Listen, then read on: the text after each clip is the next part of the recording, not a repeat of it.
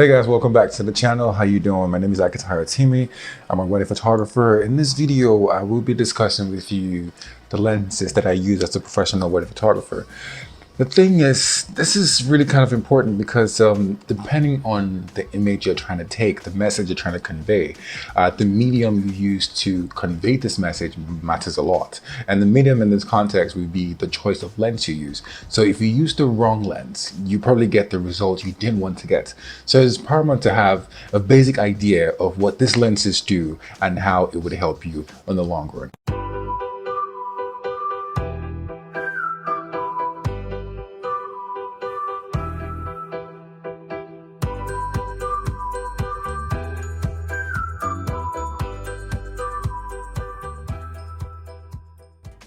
So I will start off with the lenses that I currently use, right?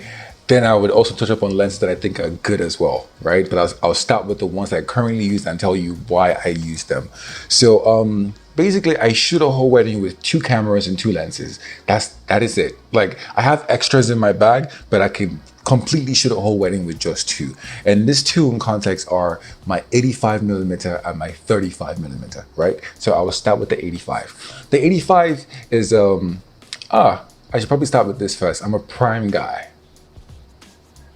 Sounded fancy in my head. I'm a prime guy, right? So I use prime lenses. I don't really use zooms. I don't have a problem with zooms, but I find them to be too heavy, to be expensive.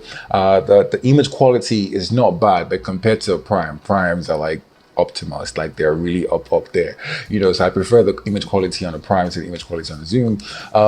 Primes are better in low light situations because with the prime you can get as high, which is very weird lingo, but it's camera lingo. You can get as high as 1.2, 1.4 aperture, right? But with zooms it's often like 2.8, 3.5, so you have to compensate with like high ISO and stuff like that, you know. So I definitely prefer primes, and they're lightweight. Like I'm not carrying something heavy for the whole day. I've been there, done that. Take it from someone who has bought all these things.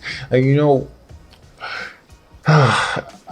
I was born and raised in Nigeria, right? So things are kind of different over here in terms of like the camera industry.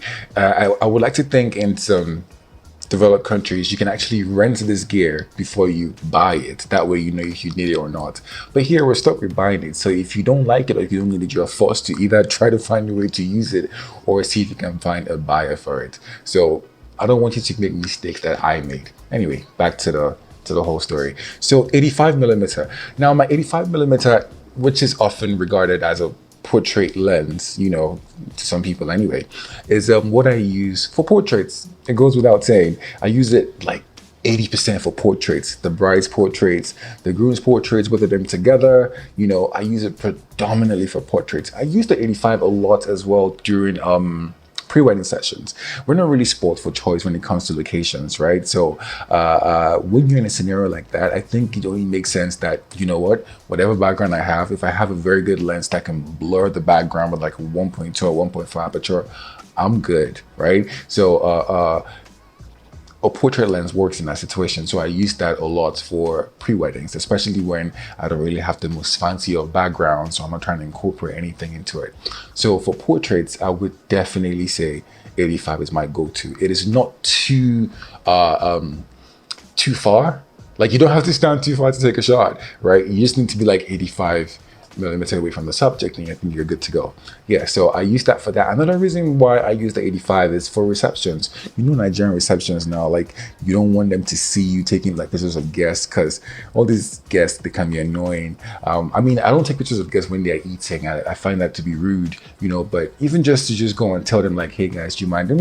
No, please, whatever. Anyway, it's my job to get as many guests as possible, right? So when I have a guest like that who probably doesn't want me to take a picture of them, but I feel like I need to get it for the couple's sake, I just stay like far back and wait for them to probably be laughing with their friends and just take a picture. And they end up liking it, which is so weird. They end up liking it at the end of the day, I guess because it's a candid anyway. But the 85 shines with that. So I don't have to be close to alter whatever was happening. I just stay from like afar and bam, it's like a sniper. I get what I want and I'm done. I move on like they have absolutely no idea. So those are the 2 times that I really use my 85mm. If you use a crop frame, it will often be like a 56, right? But on a full frame, it's an 85mm. So that's my first lens in this list of lenses. I don't have a list, but list off my head. My second lens would be my baby, the best lens ever created, the 35mm. I have to admit, the 35 takes some getting used to, right? Because if you're just starting, trust me, you would probably hate 35. But when you have a signature, when you have an idea of what you're trying to get, you know what you want, I think the 85 is just perfect. Now, for a wedding photographer, what does my job pretty much entail? Just documenting moments. And that is the key word, documenting, telling a story. That's where the 35 shines. 35 gets your peripheral vision. If I could compare it to like a real life human being, let me break that down. They say a 50mm is what you can see straight on, and what you can see is like this way, right? Not the side, just straight on this way. But your peripheral vision is like, you know, here, right? Good. So the 35 gives you this, everything, right? And then 50 gives you this. So why I like 35 is because it's a storytelling lens. I can incorporate things into the frame that I want. And these things are ingredients in telling the story. Okay, so let me just give you like an example, if this is making sense. You're at a wedding and someone is giving a speech, right? Probably the best man or whatever.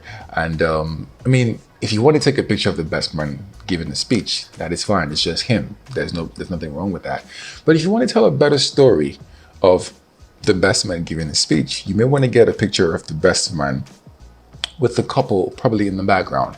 That way we have two entities in that one picture. So it's more of a better story because you can see them in the background laughing at what this guy is saying, right?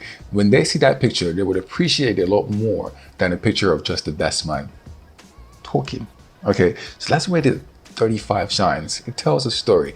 And if you're in a situation where it is too wide, then you have room to crop, right? So you can always crop in post-production. And we have cameras now with like 24 megapixel, 30, 50, 60, whatever, you know, so when you crop, you're not losing that much detail compared to if you like had like an 8 megapixel camera, right? So you have room, ample space to crop. So you're good to go.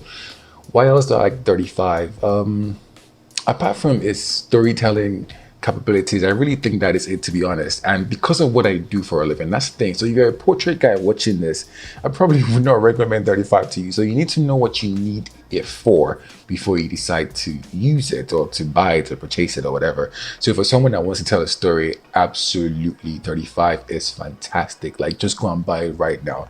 Like I said, it's a learning curve. It takes some getting used to, but when you finally master it, it is just absolutely perfect. So these are my two lenses that I would recommend to any wedding photographer in the whole world. Now, in my bag, I do have other lenses, but I use them once in a while. The next one that I would mention would be my 28mm lens. It's pretty wide, and I don't like it because it distorts, but you'd be surprised when people use it to tell stories. Ugh. I find that very, very annoying. Some people use it to tell stories. Ugh. I find that very annoying because I just feel like it's too wide, and I don't like when it distorts. Like, imagine if you have someone's picture, someone's head, in the frame and it distorts and it bends the, I don't like stuff like that. But I have it nevertheless. And I use it for like wide group shots. So you know how Nigerians are, we have like bridal parties of like 50 people. Did I exaggerate? No, actually, I did not. We do have that. But typically, I would say like 30, 35, 40 people in a bridal party, right? And you don't have that much space in like a hotel to take all these pictures. So you need a lens that is wide enough because you can't really go that much further back to be able to capture all of them in the frame. That's where 28 shines, right? So I could put all of them, but it's just once in a while. Another thing, another reason why I will use the 28 is because, like I said, I keep going back to I like to tell stories because it's my art, it's where I shine, right?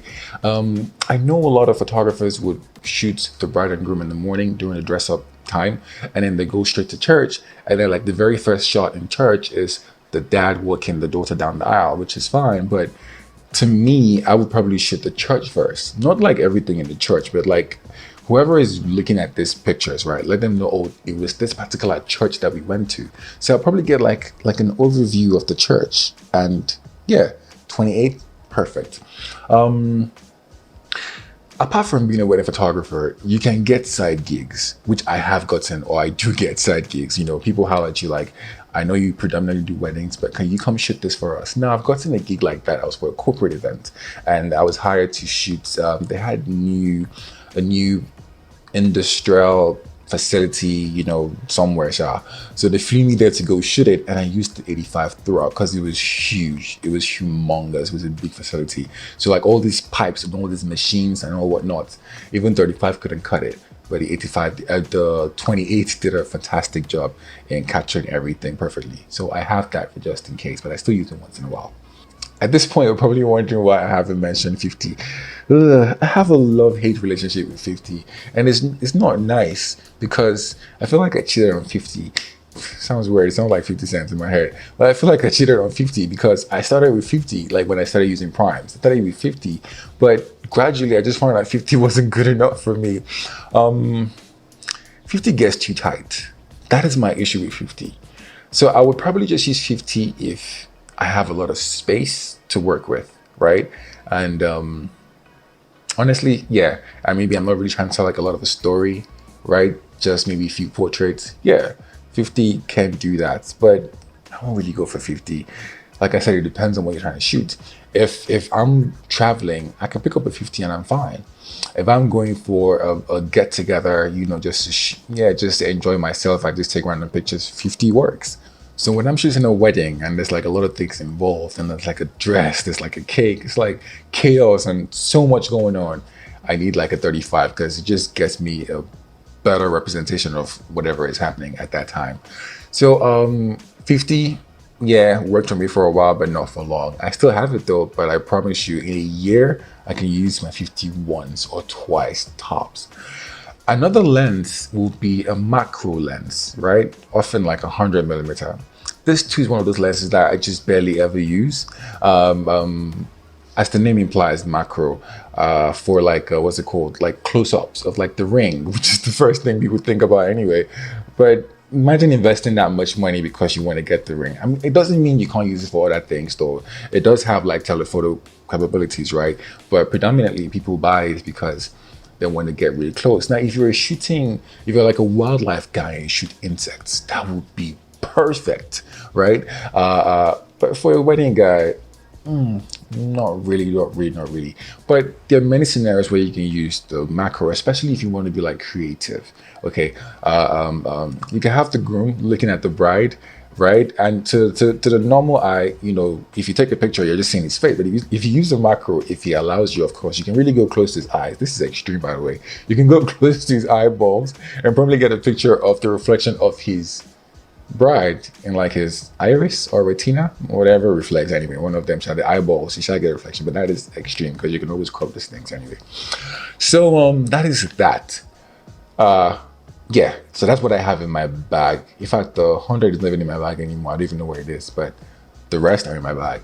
Now, I will touch up on other lenses that I think are not too bad. The 105, very interesting lens, but I think it's very heavy, first of all. But I think it's a good lens as well, especially because of the compression, right? So if it compresses the image when you're shooting and it gives a nicer feel to like 85, it really does.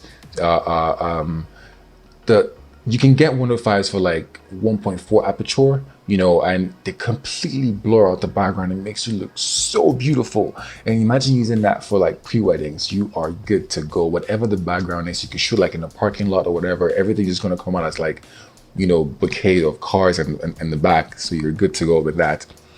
If you're also shooting like a church where they're like, yo, you can't come anywhere close, like shoots from the top. You know, yeah, 105 would come in handy, but how many times would you really have that kind of scenario? If you have a lot of money and you probably want to shoot portraits as a side gig on the side, yes, especially outdoor portraits, 105 definitely works. 135 to me is just far-fetched. Then you're going to wildlife, probably want to shoot like a monkey or a lion from afar. I don't know, it's just too much for me. So I would cut it at 105. What other lens is notable? Of course, the zooms. So 24 to 70, yes. I started with that, honestly. I feel like everybody starts with that, especially if you're on a budget. You know, me talking about all these primes, like, yeah, you have to have money to buy all this focal lengths, right? But if you want like a one-stop shop of lenses, and you don't want to carry like so many things up and down, then 24 to 70 is perfect. It will get you what you want. I just don't feel like it's as impactful as a prime, right? Because with a prime, you're like up close and you're like in front of the image, you know, in front of the subject, sorry, while making the image. But with a 24 to 70, there's a very high chance you just zoom. When you zoom, there's no impact. Yeah, it's like software work. Like there's no impact at all, as opposed to if you were really close to the subject, right? If you're really close, like it's like the face is coming out of the image, but with the zoom, it's just flat. Another reason why I'm probably not a big fan of 24 to 70 is the aperture 2.8. Oof. I've been running 1.4 for a long time now, so 2.8 is just way too low. Yeah, for me. Because, I mean, come on, like 2.8, like I have to compensate with reducing my shutter speed when I probably don't want to, because I don't want like stuff to be blurred if it's moving too fast. I'll probably compensate with my ISO, then I probably get noise. Oof. So, 24 to 70 is still good. Don't get me wrong, it's still good. You could pop it, you can use it if you want, especially if you're new. But if you're trying to like, I wouldn't say if you're trying to be pro, honestly, because pro photographers also use 24 to 70. But my preference will be to just go with primes, right? 24 to 35 at 85. 70 to 200. Oh my god, no. Which is funny because I did buy one, but hell no, that's probably like the first lens I ever sold. I used to go to the masseuse every other weekend. That thing was heavy, fam. It's so heavy. I mean, it works, but you know, let's just put that somewhere else. 70 to 200 is, what are you shooting, like a carnival? Like, no, it's too much. It's too much. That's for me, it's too much. So I don't even bother with that. So yeah, I really hope I've made sense with this video. So if you see my content, like my pictures, I promise you it is 85-35, 85-35. It doesn't get better than that. I don't have all this fisheye stuff or no. 85-35. Everything is 85-35. I promise you. And it just gets me what I want. As long as I know what I'm trying to get, then I just pick out the right lens. But being that I have like a strap, so I'm just like shooting, switching. You get it? So I can shoot the same thing wide, I can shoot the same thing up close. And that's pretty much it. And this would be a good time to subscribe, because I want to share information. So if you like this kind of content, please do subscribe and tell a friend, right, to subscribe as well. Leave questions for me in the comment section. I will be willing to answer everything. All right. Thank you for watching.